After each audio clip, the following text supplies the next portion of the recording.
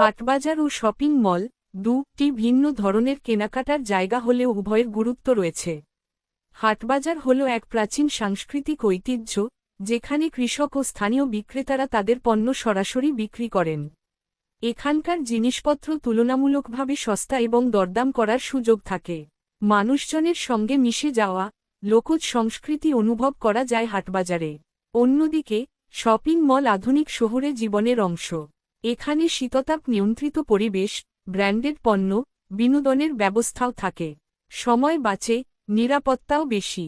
তবে এখানে দাম তুলনামূলকভাবে বেশি এবং দরদাম করার সুযোগ থাকে না। হাটবাজারে পণ্য তাজা হলেও কখনো কখনো স্বাস্থ্যবিধির অভাব দেখা যায়। শপিং মল পরিচ্ছন্ন হলেও মানুষের সহজ যোগাযোগের অভাব ঘটে। সবশেষে বলা যায়, হাটবাজার আমাদের মাটির গন্ধ মিশে থাকা জীবনের ছবি, আর শপিং মল আধুনিকতার প্রতিচ্ছবি। দুইয়েরই নিজস্ব গুরুত্ব আছে, সময় ও প্রয়োজনে যেটা সুবিধাজনক, সেটাই বেছে নেওয়া উচিত।